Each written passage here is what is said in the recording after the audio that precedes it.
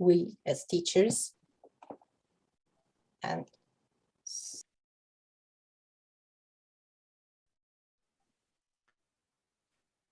oh, she disappeared.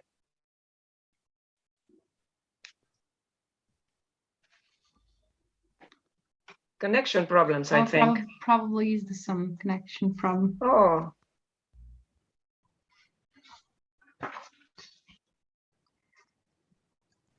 Don't worry. Things that happen nowadays. It happens. You are ready, but technology is not ready for us. Of course. That depends on us. Lily, do you want to send a message? Yeah, I can maybe cover a little bit, and then maybe if Yuri comes back, when she comes back. Oh, she's there. She's back. All right. Yeah. She's back.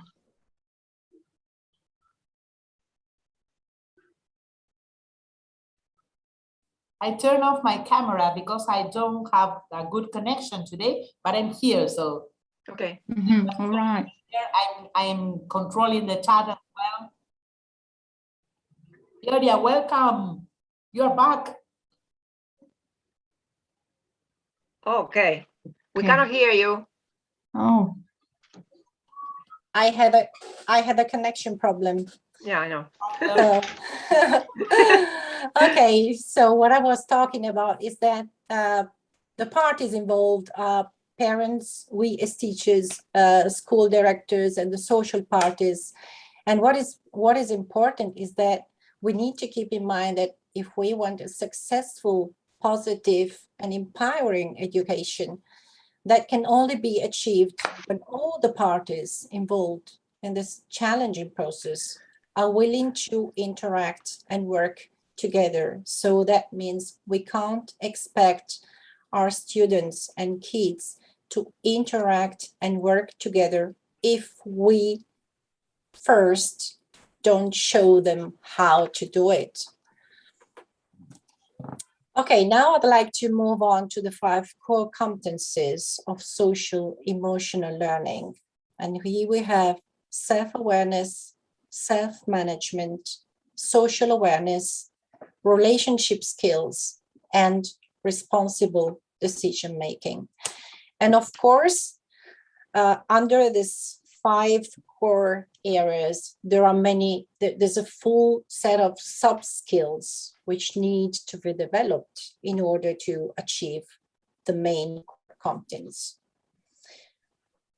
And what I'd like to start with is self-management, and then I'll give the floor to my colleagues. Again, there's a definition which I borrowed from the Collaborative for Academic, Social and Emotional Learning. So what's self-management? What do we mean when we talk about self-management? That's the ability to self-regulate emotions. We're talking about emotions, of course, thoughts and behaviors across settings, and to set and work towards personal and academic goals. And that's the core skill. But then we have a set of sub-skills, and then we need to develop strategies to go through the skills and reach the competence, the full competence. So what does it mean? We're talking about the importance of developing skills necessary to control impulses and appropriately manage thoughts, stress, emotions, and behaviors in school, at home, and community life, of course. And to do this, how can we help our learners and kids? Well, we need to help them develop self-awareness, and they need to learn how to express their feelings. And very important, they need to develop respect for others in every social environment. Basically, starting from learning to wait for their turn. Another sub-skill concerns identifying and using skills needed in organization and self-motivation. So how do they learn to organize themselves and to self-motivate themselves? We need to help them learn how to prioritize tasks, how to work collaboratively but not only how to work collaboratively, but basically working in that way is really worth it, because they learn to share their knowledge, so they give and they receive in return. And lastly, demonstrate the ability to set and accomplish specific tasks and goals. That means helping them develop autonomy, accept challenges, which is quite hard and makes them scared sometimes. Acknowledge success and failure. It's easy to acknowledge success, but what about failure? How do they cope with failure? How do they cope with their emotions in a situation of failure? And through this process, we help them develop self-esteem. Once they develop self-esteem, it will be easier for them to be social people and to be open-minded and to be ready to respect and accept other people's thoughts. So how can we, as teachers, foster our learners' mindful and responsible growth? Well, first of all, in my opinion, we should create a culture of inclusion. That means accepting diversity. Diversity is there. It does exist. It's around us. It's in us, maybe. So we want to be accepted for what we are. And why shouldn't we accept others as they are? It's important as teachers to actively listen to them and teach them to actively listen to others and to reflect on this, because through listening, you learn to know the others, you learn to know what's different or maybe interesting or boring.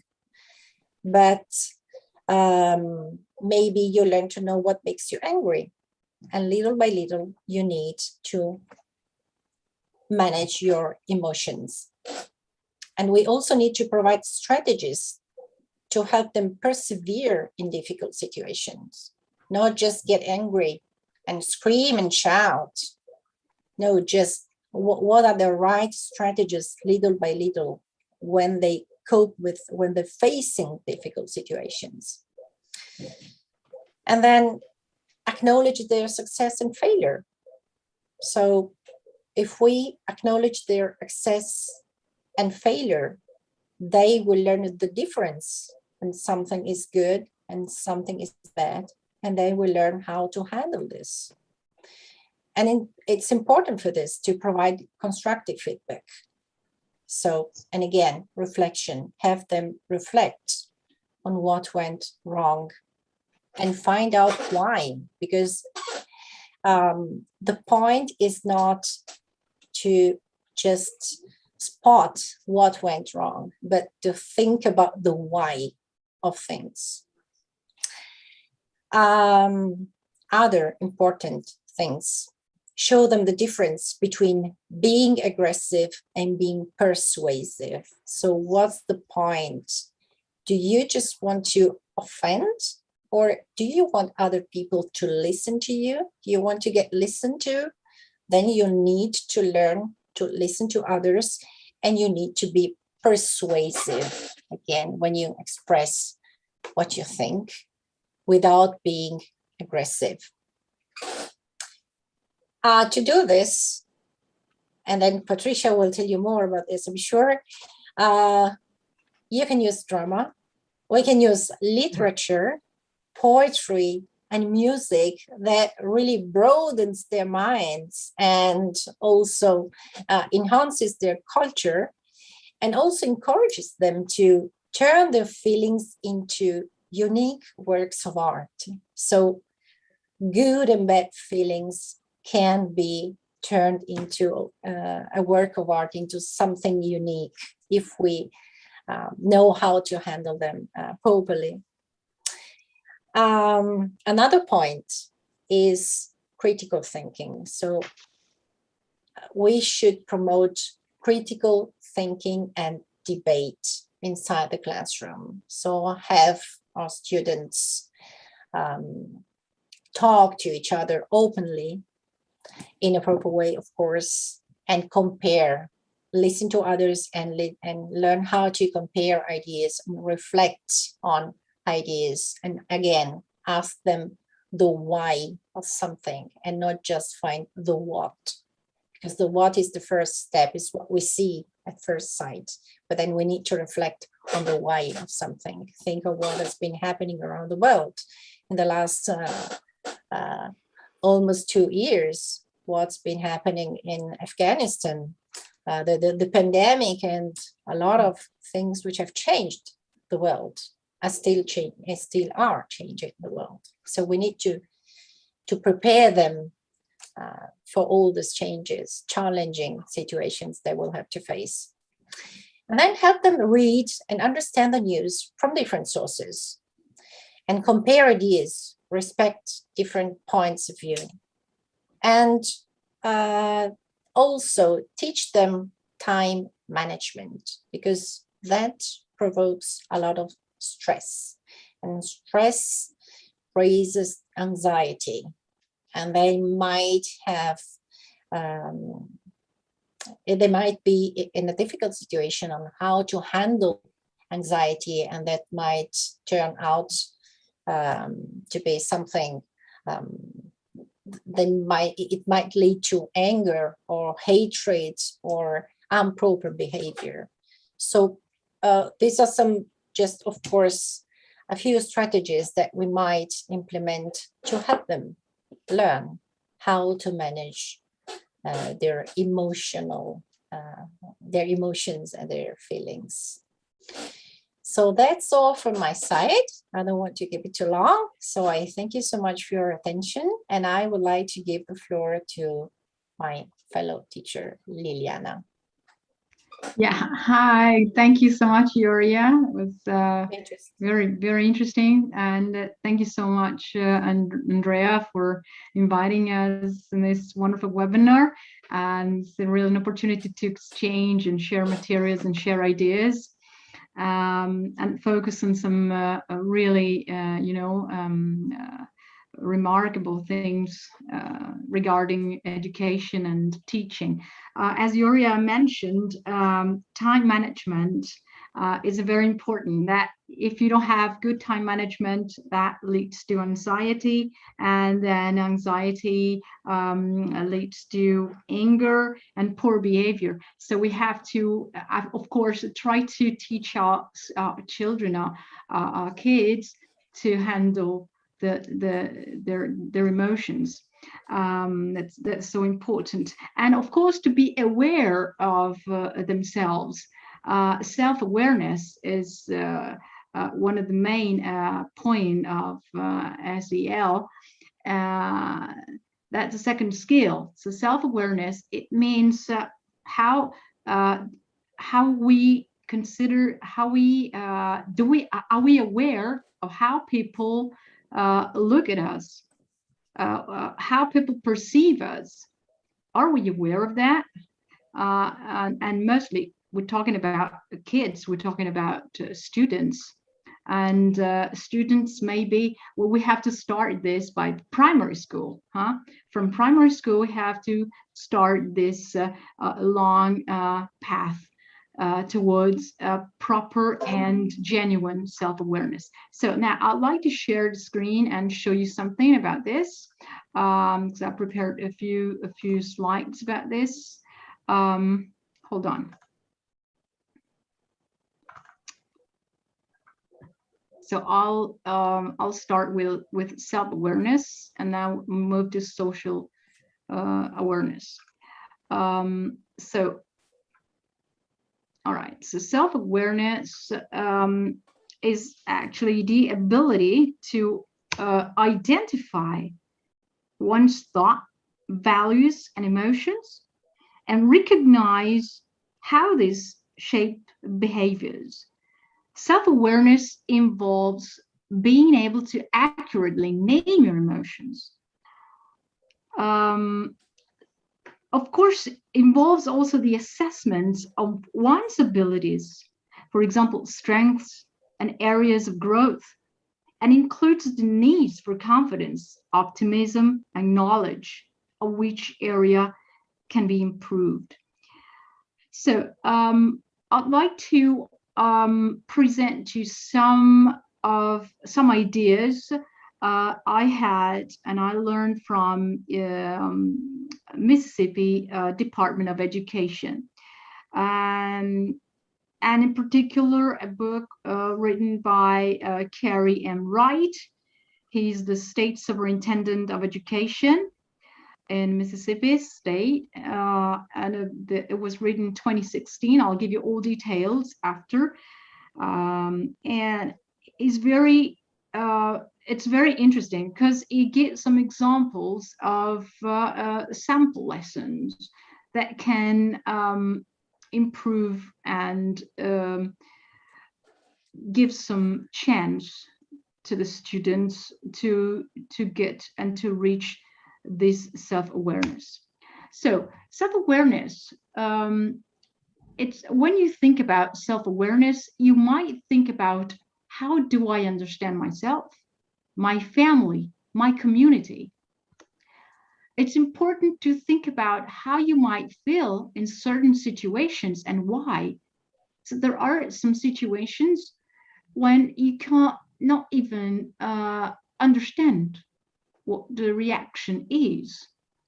Somebody said that 10% is just our actions and 90% is the reactions to our actions. So that's very important. We have to be aware of how the reactions are. So it's also important to think about what different emotions feel like for you and be able to name your emotions. So we have to give a name to these emotions. Self-awareness requires you to be in tune with your thoughts, emotions, and even your struggles.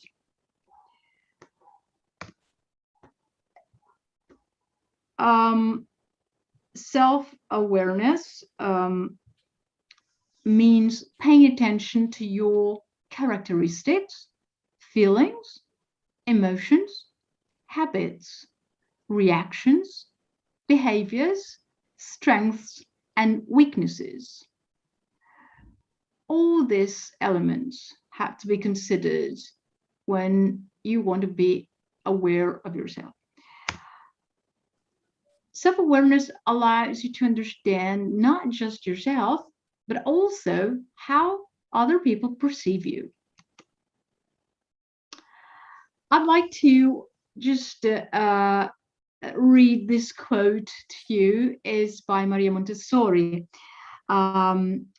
She's okay. I just briefly introduce her. You know her for sure.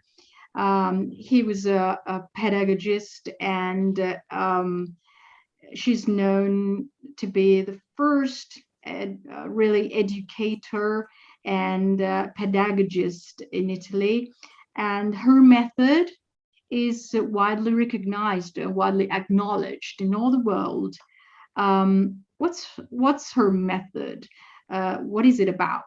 Her method is a method of education for young children that stresses the development of a child's own initiative and natural abilities, especially through practical play.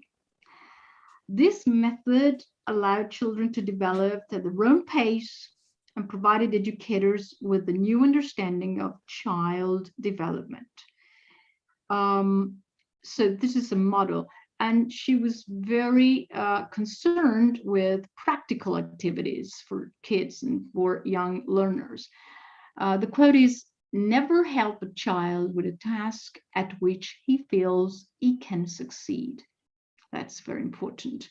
So in particular, I'd like to read you a very important comment about this. So the Montessori method is really useful because it gives a lot of benefits. One benefit is that children learn to develop self-awareness being able to have freedom in the classroom, because we have to talk about self applied to the classroom. The freedom in the classrooms allows children to unfold and develop naturally, which helps children learn about themselves. Each child is unique, individual, and has many facets to their personality, temperament, likes, dislikes, family values, and so on.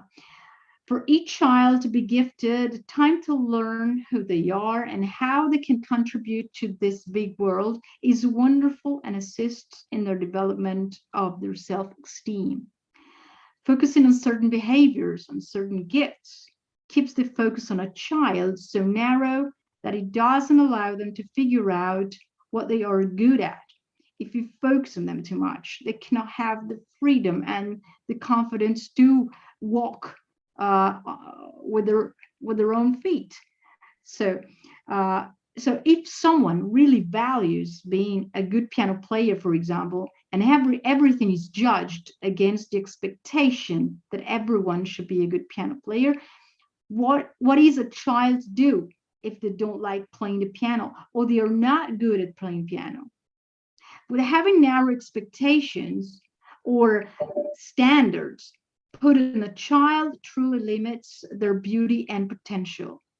Allowing children to learn about themselves brings about a healthy understanding of themselves as well.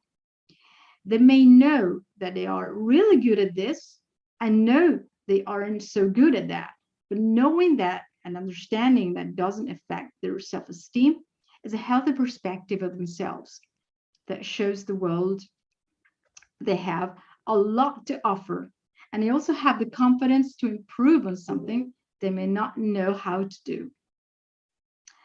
So it's amazing that in the classroom, the children figure out who to go to when they know how to do. When they need help with certain things, it's very important for them to know who to go to. They have intuition, so we have to just facilitate this intuition.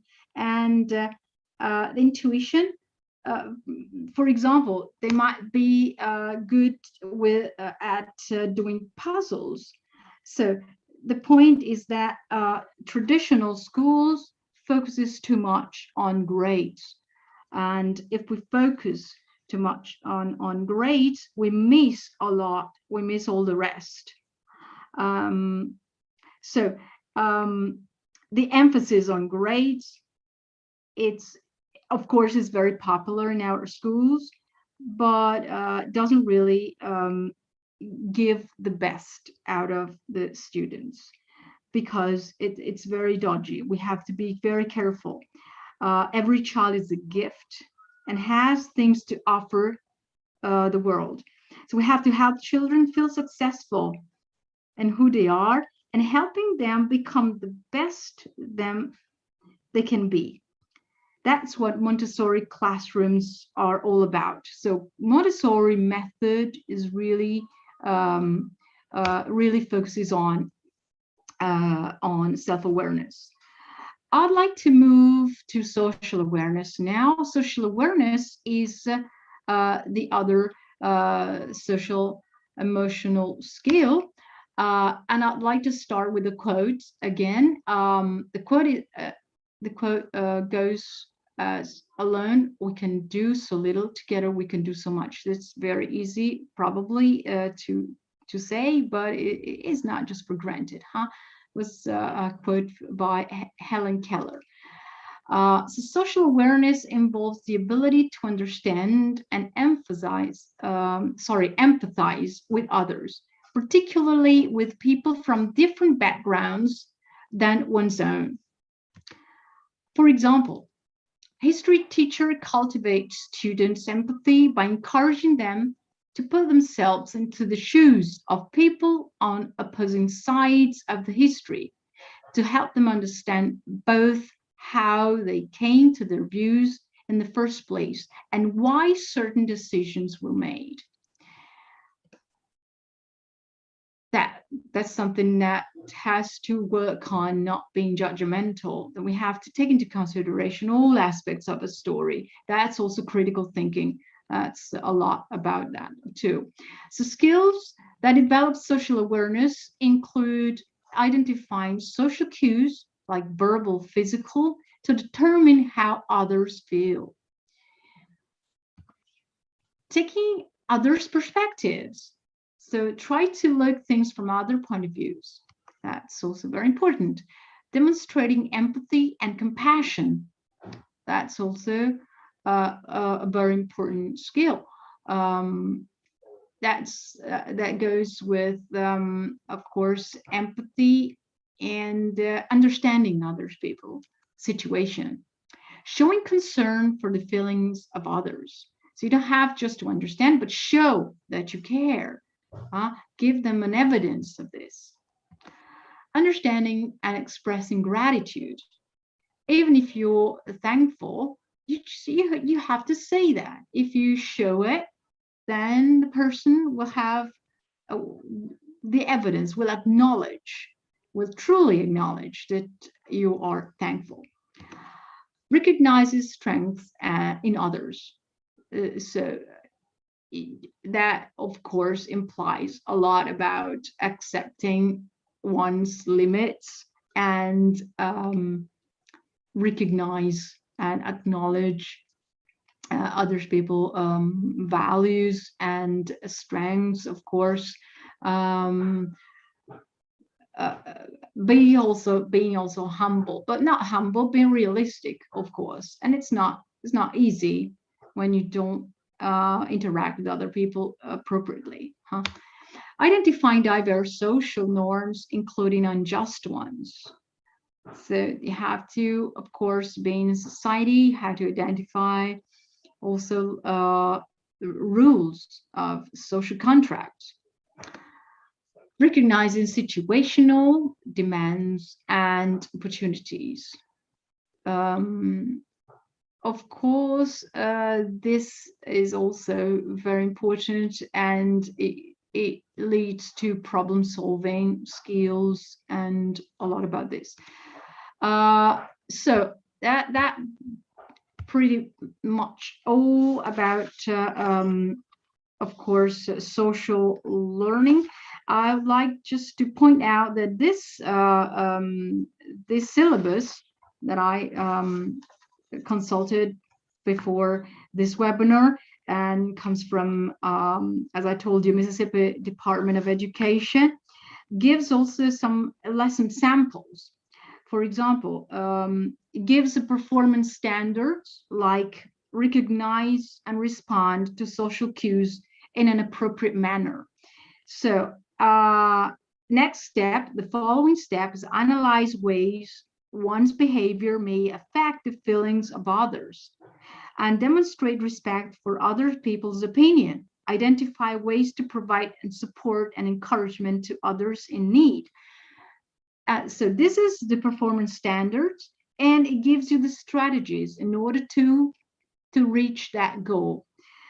Strategies are, you can apply these strategies in the classroom. For example, in this specific example, is we have students role play or view interview situations where they must respond to the social cues of the interviewer.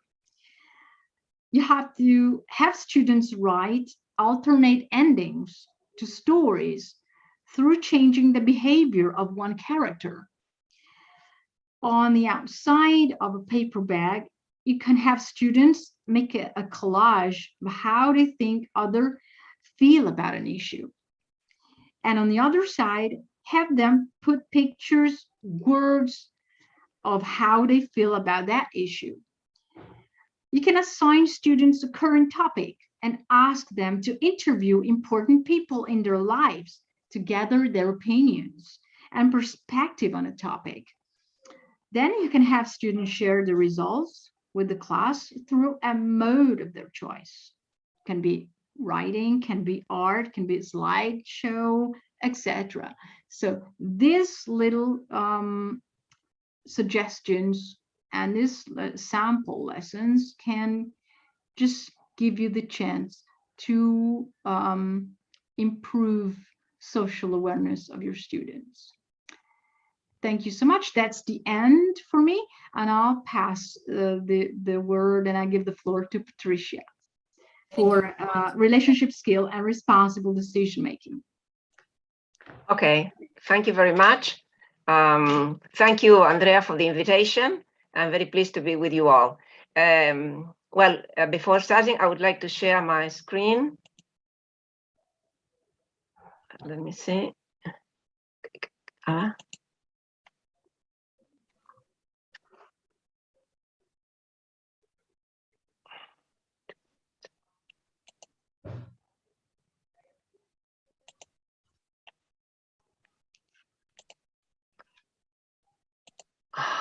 Hold on, here we are. All right, okay. Well, it's my turn now. Well, my friends have already highlighted the significant impact social emotional skills have on how students enjoy school and learn, and how teachers teach and inspire others. Today, new tendencies in education have shown the importance of cooperative learning. And we all know that learning is a social act, and social emotional skills provide the necessary skills that students need in order to communicate better and improve their social connections with their students, with their peers and teachers. Now, what are relationship skills? They are effective interpersonal skills, and they include communicating clearly.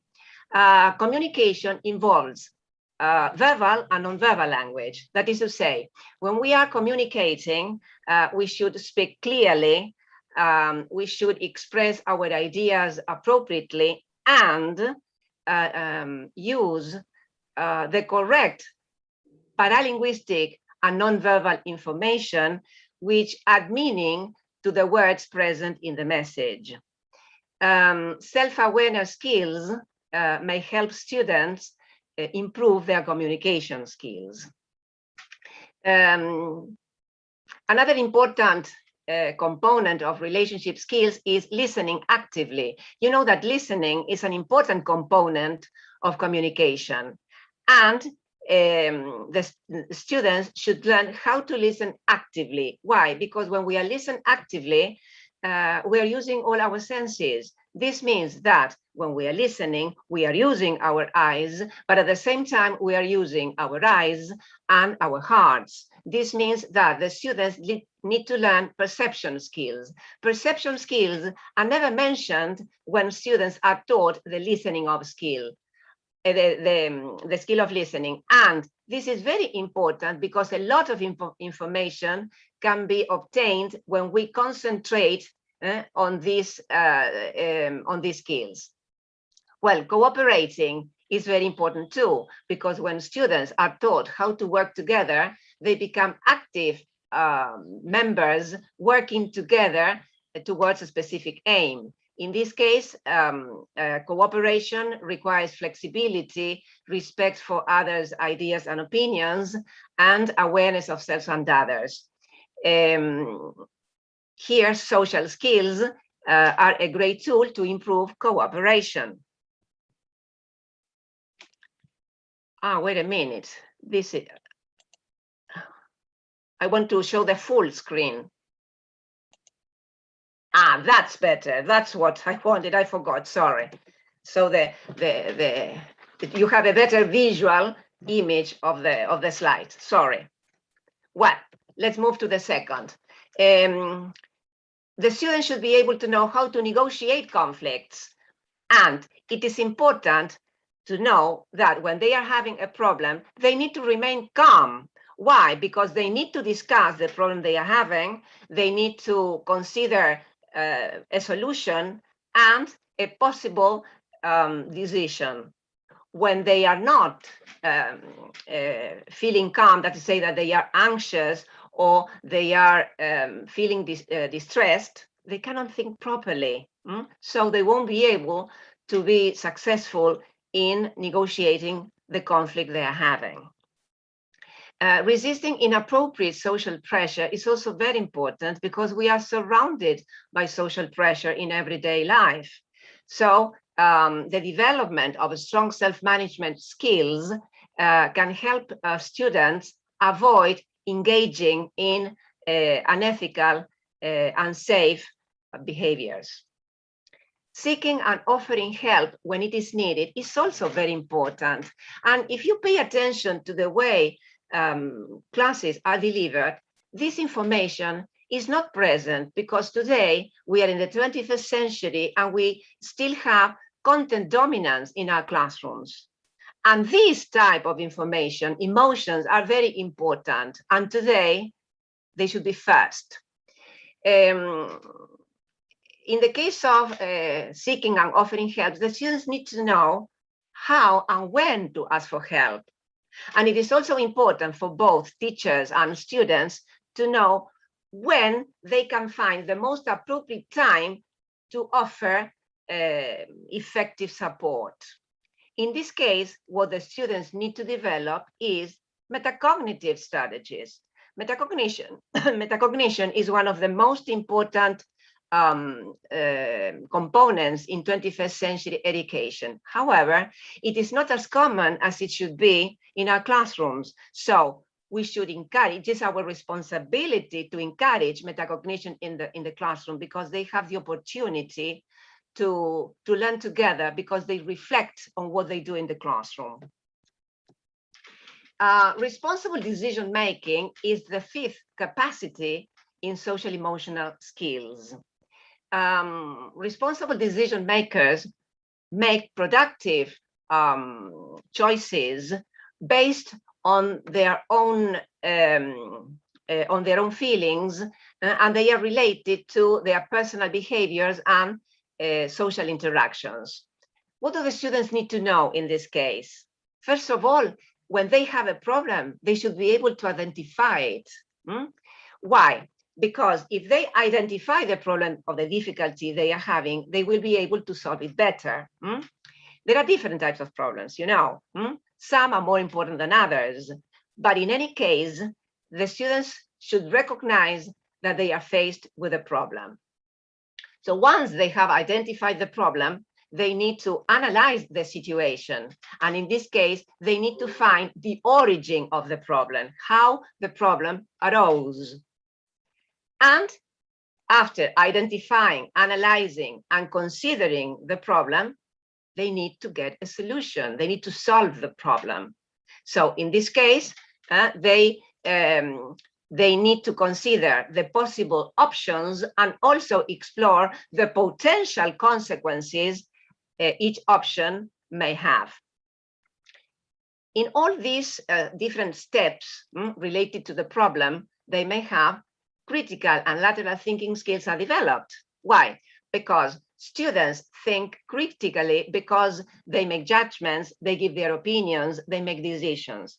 And at the same time, they think laterally because when they are, especially when they are solving the problem, they need to find the best and most creative solution when they are having any type of difficulty. So creativity should always be present in the classroom. But in this particular case, when students are supposed to solve a problem, creativity is also part of their learning. They also should know to consider ethical responsibility. Ethical responsibility is the ability to recognize, interpret, and act upon principles and values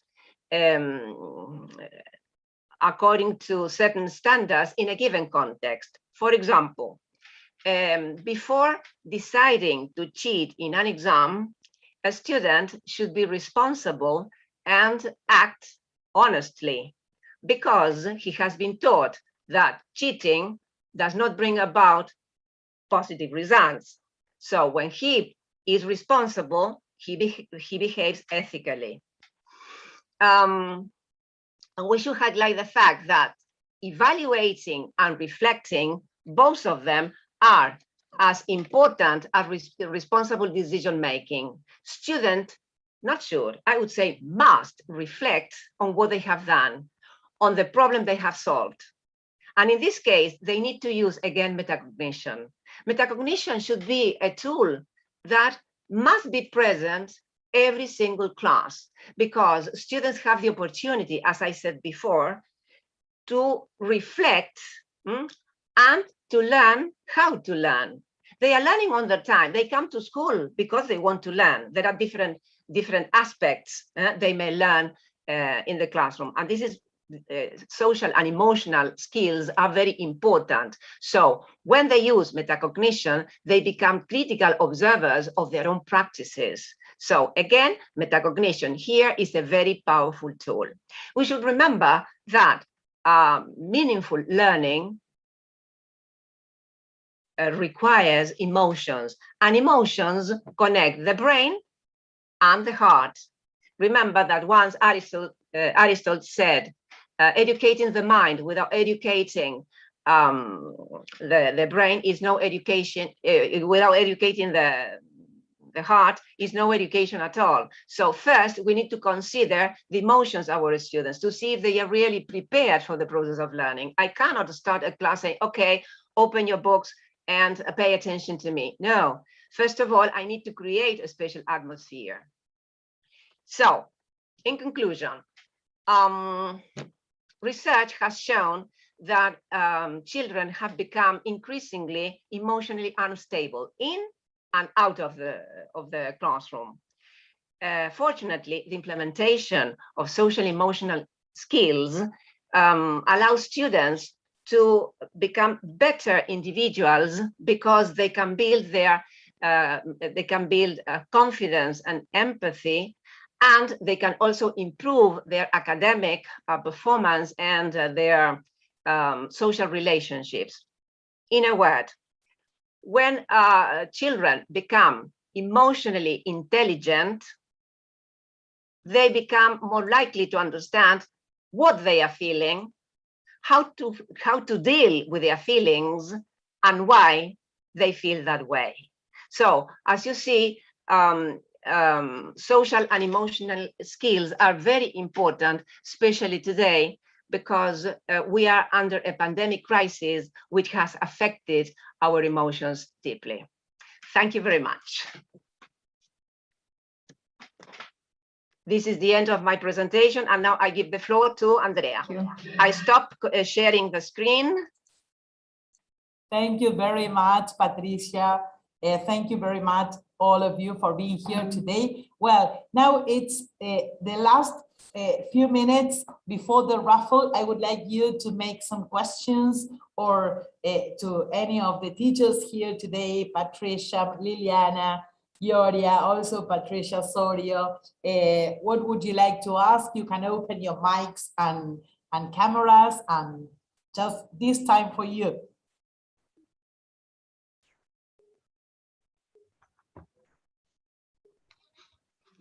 Don't be afraid. Come on, teachers. You are shy. We ask our students to speak, to participate. Do you have any questions? Or do you want to give your opinion, or any idea that you implement some of these ideas presented today? Can I say something? Of course. I'd like to say, I'd like to ask you if you've ever had, students who maybe had a very strong reaction or overreacted to something, and then after giving them some time to rebalance, you ask them, maybe did you realize what you did? Maybe slammed the door or something, and then he said, no, I didn't mean that. But that means that they cannot see themselves in a mirror. They have to learn that their reactions causes other people, of course, concern, or maybe consequences. Yeah. So the problem, I think, sorry, Liliana, according to what you have said, is that emotions are not taught at school. That's the problem. That's why we have these sort of reactions.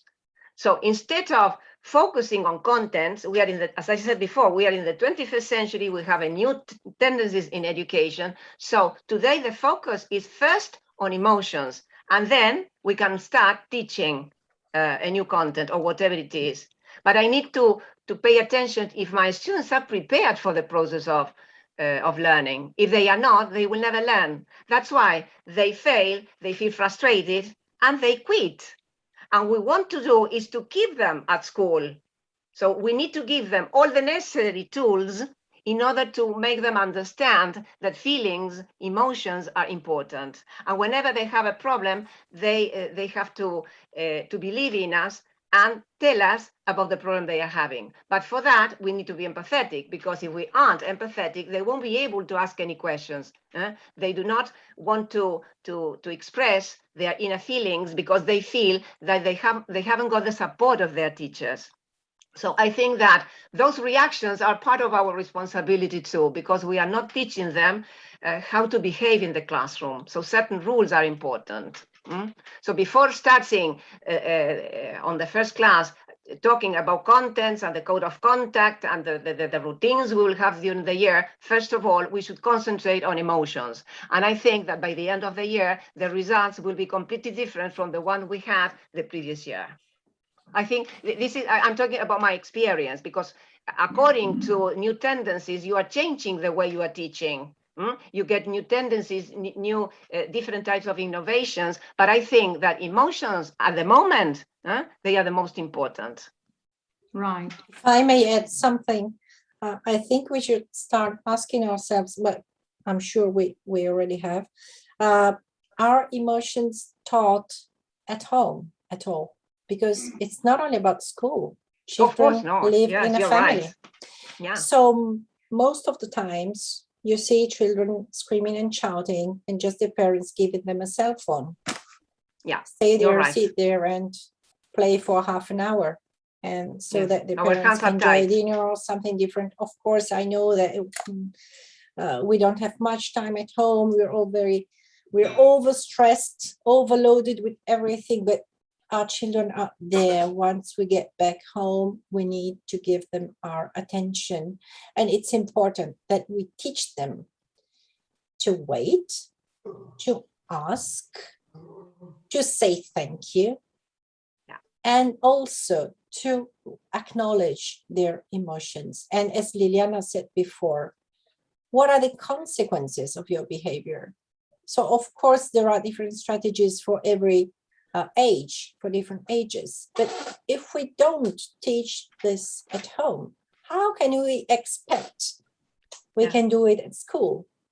So we can't separate emotions, the emotional part of a person, of a human being. When you're at school, it's something. When you're at home, it's something different. No, it's your life. It's about being able to acknowledge and deal with your emotions all the time, because you will not have a teacher accompanying you throughout your life, or your parents accompanying you throughout your life. So I think we should start from parents, and that's why I was telling before, it's important that we have to work together. We cannot separate education when talking. When talking about education, we can't separate families, and then we have the schools, and then we have the social parties. And the world is the world.